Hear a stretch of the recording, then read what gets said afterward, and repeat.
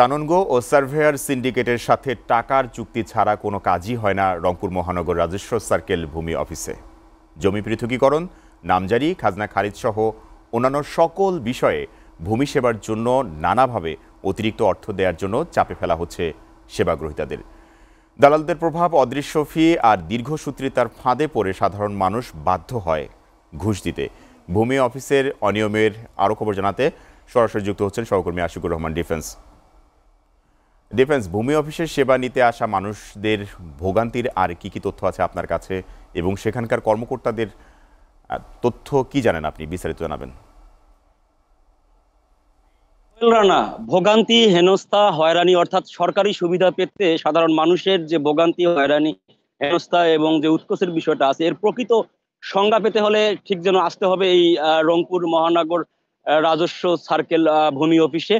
এইখানে প্রতিনিয়ত সাধারণ মানুষ যে সেবা নিতে আসে, বিশেষ করে জমি জমা বিক্রি করতে গেলে কিংবা জমির খাজনা খারিজ করতে গেলে, জমির পৃথকীকরণ করতে গেলে, এই আবেদনগুলো করতে গেলে যে নির্ধারিত সময়ে সরকার থেকে বেঁধে দেওয়া আছে যে ৪৫ দিন, ৯০ দিন এই কার্য দিবসের মধ্যে সম্পন্ন করতে হবে, সেখানে কিন্তু প্রতি পদে পদে এই সেবা গ্রহীতাদের কিন্তু হয়রানি করা হয় এবং টাকা ছাড়া সেখানে কিন্তু কোনো ধরনের কাজ হয় না বলে আমরা প্রতিনিয়ত অভিযোগ পেয়ে আসছি।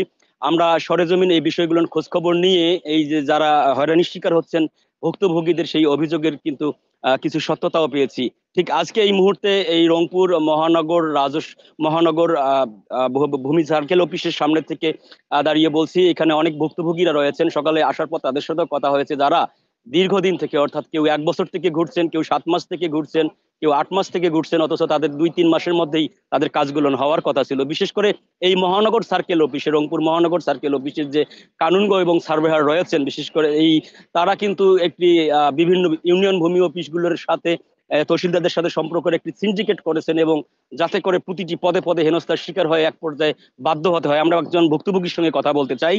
তিনি একজন শিক্ষার্থী, উচ্চশিক্ষার জন্য বিদেশে যাওয়ার জন্য একটি জমি বিক্রি করবেন, সেজন্য তাকে এই খাজনা খারিজের জন্য আসতে হয় ভূমি অফিসে। তারপর তিনি কি কি ভোগান্তির সম্মুখীন হয়েছেন আমরা তার মুখে জানতে চাই। আসলে আপনি কি দুর্ভোগের শিকার হয়েছেন এখানে? দীর্ঘ 7 মাস আগে আমি একটি পৃথকীকরণের আবেদন করি। তো তখন এখানে আসার পর আমার সরজমিনে আমার জমিটি মাপার জন্য ওদেরকে আগ্রহ দেখাই। তো ওরা আমাকে বলে যে খরচা পানি দিতে হবে কানুনগোয়া শাহজালাল, তাছাড়া ওরা জমি সরজমিনে যাবে না। তো আমি ওদেরকে নিয়ে যাই, জমি মাপে আসে পজিটিভ রিপোর্টের জন্য।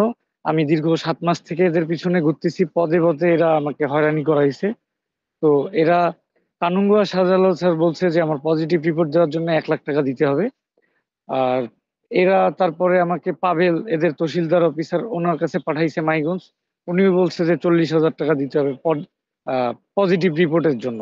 এখন পর্যন্ত আমি কোনো পজিটিভ রিপোর্ট পাইনি, আর কোনো সুযোগ সুবিধাও এখনো পাইনি। এই জন্য আমি এখানকার ঊর্ধ্ব কর্মকর্তার কাছে কালকে একটি আহ সরাসরি দেখা করে একটু আমি তাকে অভিযোগটা জানাই। সে আমাকে বলছে যে লিখিত অভিযোগ দিতে হবে। আমি কানুনগো শাহজালাল আর পাবেলের বিরুদ্ধে একটি লিখিত অভিযোগ নিয়ে আসছি আজকে।